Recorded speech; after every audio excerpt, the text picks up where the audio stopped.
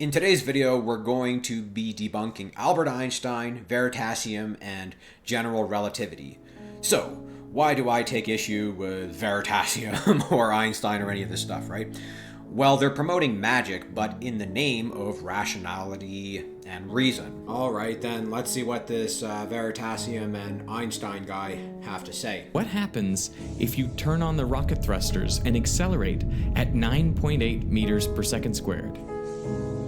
Well, someone outside would see all objects remain stationary, while the floor of the rocket accelerates into them. Inside the rocket, everything would appear to accelerate down to the ground, and you would feel a force pushing up on your feet, the same force that's pushing up on you as you watch this video. This situation feels exactly the same as being at rest on the surface of Earth. Because we are at rest on the surface of Earth. And let me be clear, I don't mean that being at rest in a gravitational field is like accelerating in a rocket. I mean it is the exact same thing. You are accelerating and there is no gravitational field. Gravitational fields do not exist. If you shine a light beam across the rocket ship, well, it'll do exactly what you expect. Light travels in a straight line and hits a point on the opposite wall at exactly the same height as the source. But now, what if this rocket is accelerating? Well, to an external observer, they're still going to see the same thing, light traveling in a straight line. But inside the rocket, during the time it takes for the light to travel across the cabin, the rocket will have sped up. So by the time it hits the other wall, it'll hit a little lower than before. So in an accelerating frame of reference, light deflects down. So, Einstein reasoned, light must also bend when it passes a large mass. Whoa. Stop. Time out here. Time out. Okay. Didn't what Veritasium just say contradict every single explanation ever given for special relativity on the internet and every book ever? But now imagine I'm watching somebody in a rocket. So I'm not moving, the rocket is moving relative to me, and they've got one of these clocks. And so they're watching it going tick-tock and behaving in the way that we've just derived here. From the perspective of the person in the rocket, they're just seeing the light going up and down, but of course the rocket, from our perspective, is moving along, which means that the mirror is moving along and the light source is moving along, which means the light, instead of going up and down like that, is actually going like this from our perspective. It's going up and then coming down again. So it has further to go. From our perspective, that light's gone further. But also, the speed of light is the same in every reference frame. And so the light's got further to go, and it's traveling at the same speed, so therefore it takes longer to do it. Aye! So in special relativity, when a rocket flies by us and we're a stationary observer, we see this zigzag sawtooth pattern, just like in the video we just saw. And when we're on the rocket, we see the beam of light bouncing straight up and down.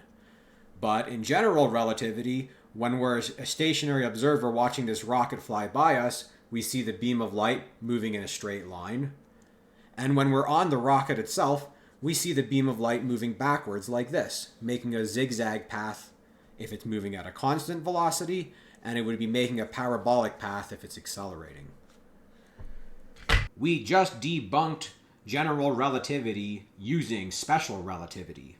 Or we might have debunked special relativity using general relativity. So, we want to debunk general relativity in this video, and that's going to bring us to the next phase of our video here. This is our little Lego rocket, just like the Veritasium rocket, and we're putting this little astromech droid inside. He has a built-in accelerometer, so he can measure acceleration, okay? And we're going to spin this rocket around this track in outer space. Okay, so we're in outer space and we're spinning this guy around this track faster and faster.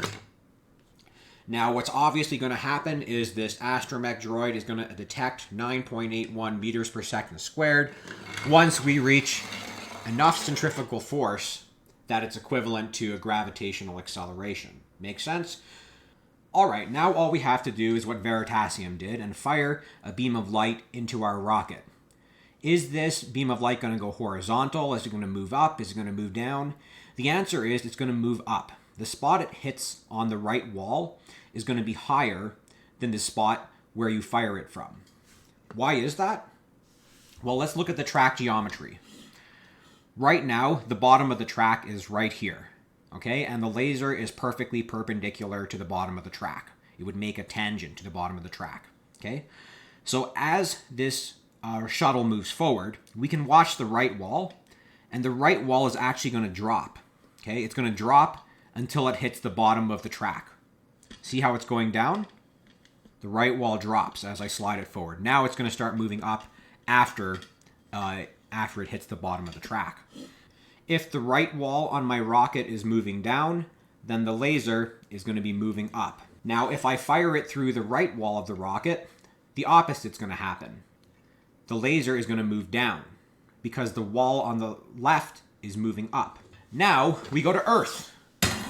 We take away our spacesuit. We're landing on the planet Earth. And we're a stationary elevator on the planet Earth. Well, all we have to do is apply the equivalence principle. If the equivalence principle is correct, then when we fire our laser in one direction, it should move up. And when we fire it in the other direction, it should move down. This is not what any general relativity would claim. It would claim the exact opposite, which is that the laser moves down in both directions, even though this scenario is equivalent.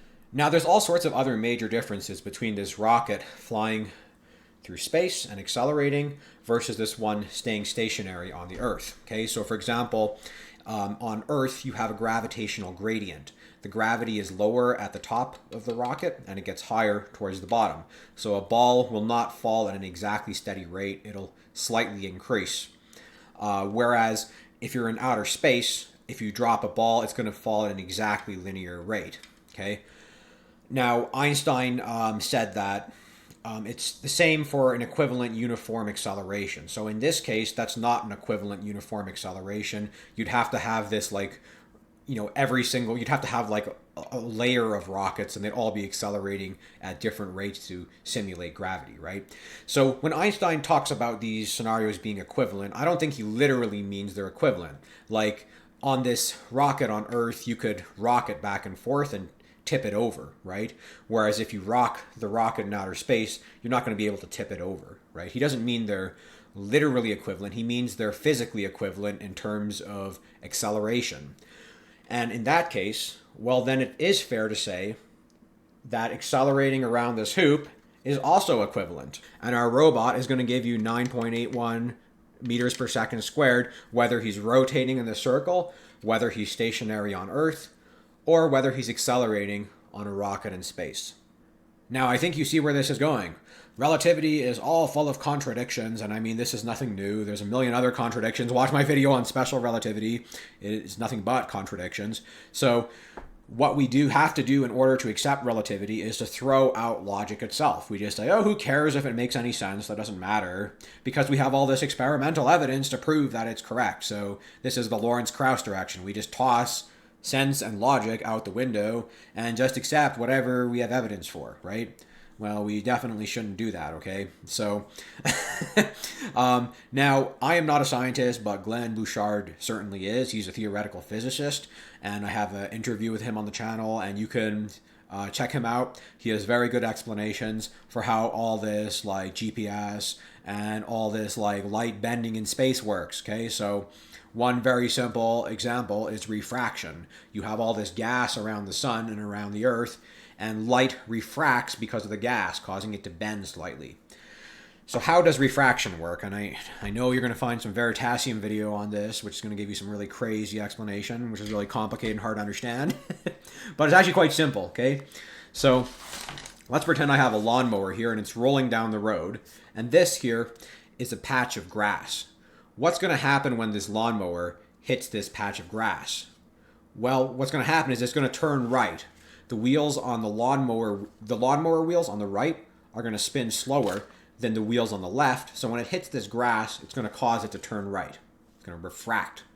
This is what refraction is. It's that simple. Okay, so when you have this beam of light, this medium here is, let's say, air or water.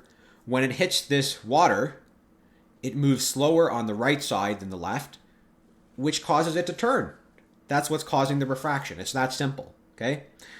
And does air cause refraction? Well, do a Google search. Right now, go on Gemini AI or Meta AI, try out a bit of searching, and you'll see that air absolutely does have a refractive incidence. So air should bend light. Atmosphere should bend light. All right, so that's it. What do you think? Does that deflate general relativity? Let me know in the comments. And what do you think of my new mic? I think my new microphone should have improved audio quality quite a bit. And this channel is totally non-profit. I don't take donations and I don't enable AdSense. So I actually lose money making this channel because this time I should be using to run my businesses, but I'm not. And I have to pay for the books themselves. And physicists charge me money too. When I try to get my information very accurate, I ask many physicists and I usually have to pay them, with the exception of Glenn. Glenn Bouchard is awesome. So if you want to support Glenn, I recommend buying his book, The Religious Roots of Relativity. Excellent book. Strongly recommend buying it. He's not giving me any money to to promote his stuff or anything like that, okay?